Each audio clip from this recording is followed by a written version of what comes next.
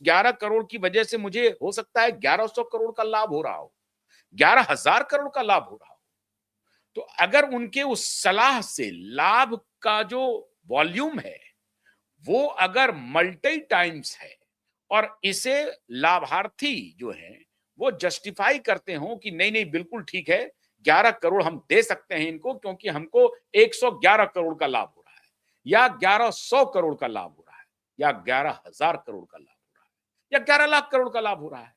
अब सैकड़ों करोड़ से लेकर के 10 करोड़ से लेकर के लाख करोड़ तक आप पहुंच जाइए। अगर किसी कंपनी को वो सलाह दे रहे हैं और कंपनी का चेयरमैन या कंपनी का सीईओ या कंपनी का मैनेजिंग डायरेक्टर या कंपनी का कोई अन्य व्यक्ति ये स्वीकार करता हो कि प्रशांत जी जो हमें सलाह दे रहे हैं उसकी वजह से हमें 11,000 करोड़ का लाभ होने वाला है, तो 11 करोड़ रुपया इनका जो डिमांड है वो अनर्गल नहीं है। ये अगर 22 करोड़ भी मांगते तो मैं इन्हें दे देता। इसे आप पुष्ट नहीं कर सकते।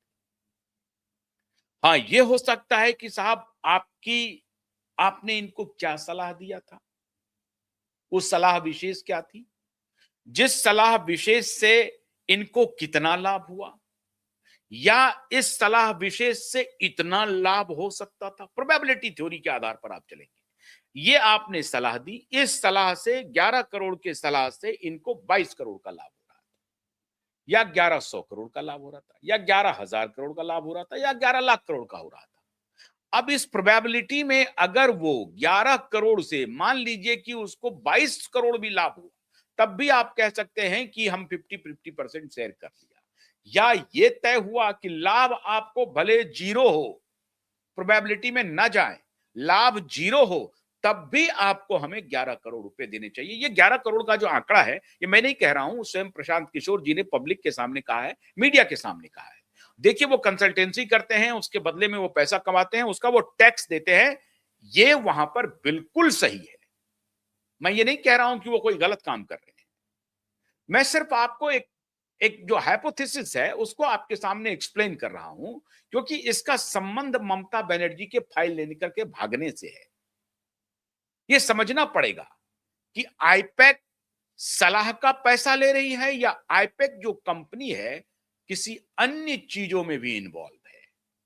क्या आईपैक ब्लैक को व्हाइट करने का खेल कर रही है?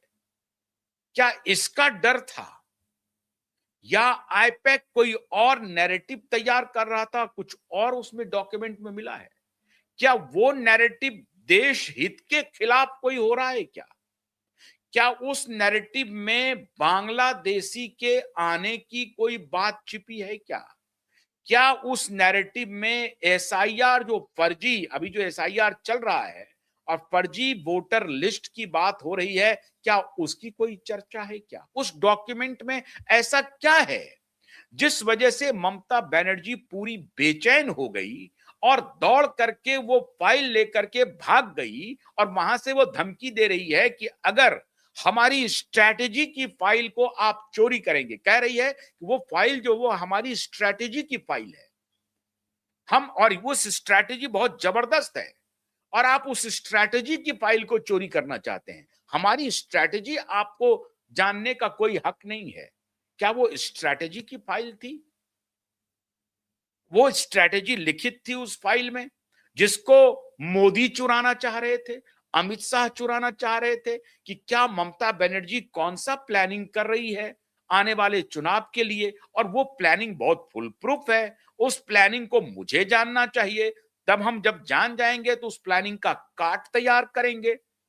ममता बनर्जी के स्टेटमेंट से तो ऐसा ही लग रहा है कि वो जो डॉक्यूमेंट लेके गई हैं उसमें पैसे कौड़ी का कोई खेल नहीं है, कोल स्कैम इधर उधर उसका कोई खेल नहीं है, वो स्ट्रैटेजी विशेष है। और वो स्ट्रैटेजी विशेष के फाइल को मोदी और शाह लेके जाना चाहते हैं।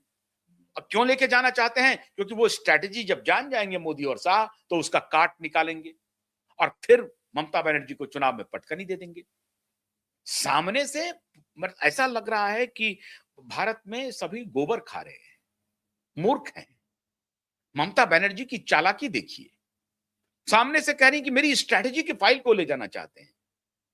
अब मोदी और शाह को उनकी स्ट्रैटेजी जानने के लिए उनके फाइल में क्या लिखा हुआ है इसे चोरी करना पड़ेगा और इसके लिए ईडी को लगाना पड़ेगा। तो प्रथम दृष्टया आपको यह संदेश दिया जा रहा है कि नहीं, हमारी फाइल, हम जो ईडी का जो छापा पड़ा है उसमें कुछ मनी लॉन्ड्रिंग का मतलब नहीं है, वो हमारे स्ट्रेटेजिक फाइल को वो चुराना चाह रहे हैं। अरे भाई, इन्फोर्समेंट डायरेक्टरेट जाती है तो सिर्फ और सिर्फ मनी लॉन्ड्रिंग का पता करने जाती है, पैसे के लेन देन का पता करने जाती है।